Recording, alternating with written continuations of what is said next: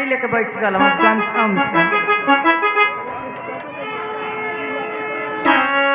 अरे हाली का कोई पिया के अरे बिन चलिए इंजनिया को अरे नया नया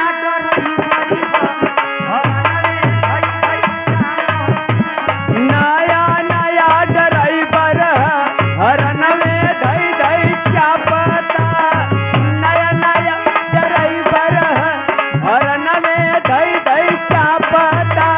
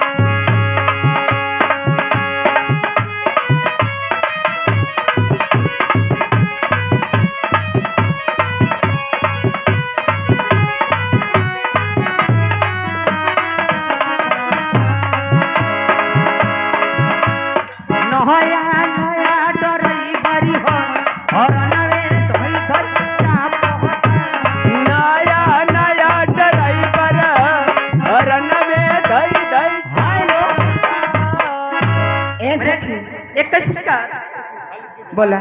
नाम ना बतौना हो ज्यादा बाबू तरफ से कुपुत हवा रात भर का कुपुत हवा हाय देखा बहुत रुपया का पुरस्कार ए नन्ना मुन्ना बच्चा की तरफ से मिलल है फरमाइशी बा सोहर खातिर और ये 21वें पुरस्कार बड़े भैया की तरफ से नाम तो नहीं बताया भैया लेकिन उनके फरमाइश है निर्गुण का मैडम जी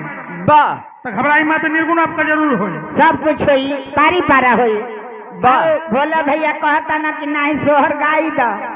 एकदम गाई द सोहरिए सोहर ना हो सोहर बाद में हो काहे इतना घबराए हो काहे ना हो भैया सोहर कले की माया मरे नमन मरा मरमर जा शरीर आशा तिस्या ना मरे कह गए दास कबीर क्यों कहता कि सोहर ना होके के चाहिए काहे ना हो भैया कहीं मरण होला तो नहीं जन्म हो जाला आत्मा कबो ना मरेला घर मलिकार की तरफ से बोले ना हो या फिर घर मलिकार की तरफ से 100 पुरस्कार रख देले बानी कबे का आपका बोल के काहे इतना टेंशन ले अब हम तो का कहता नहीं बिचवा में जब पहले वो से समझी लेकिन एक कड़ी का सोहर लगाई तो मास्टर साहब नहीं तो उ नाराज हो गई है घर मलिकार हम बोलू भैया कैसे परेशानी बाप कैसे मास्टर साहेब बा कैसे अरे कौन माँ से जाना मेले अरे बुद्ध जी तक कौने माँ से अरे भीमा जी हो ए ललना कौन माँ से जाना में बाबा रवि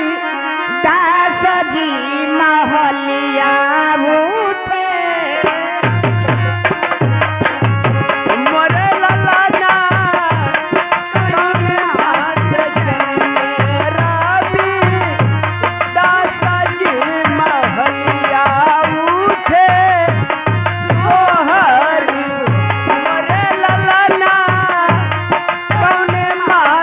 जनमे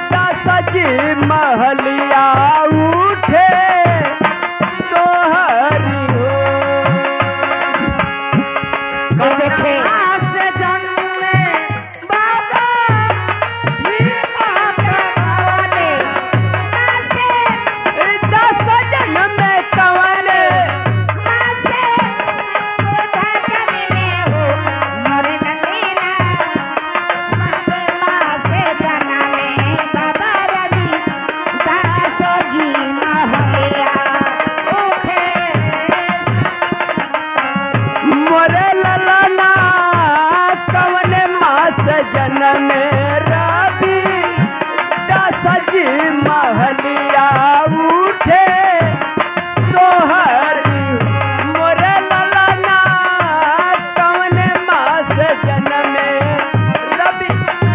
दास जी महलिया उठे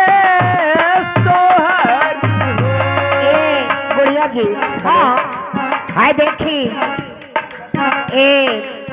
पवनी के धरती से दामाद बाबू के तरफ से कौन पुरस्कार जो यहाँ के घर के दामाद हैं उनके तरफ से शहर में खुश कर दिए हैं कौन को नमन करते हैं आशीर्वाद की कामना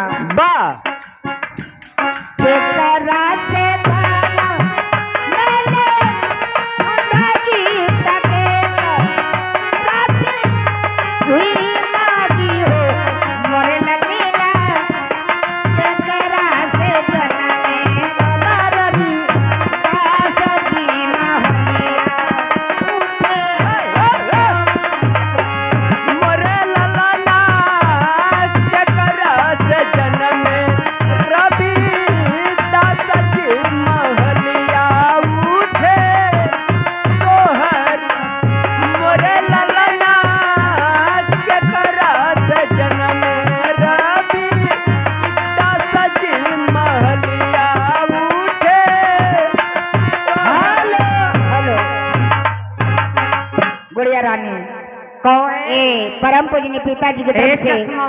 हजारों रुपया का पुरस्कार वो अपने लायक बीच के दे कौन को नमन करते हैं आशीर्वाद के कामना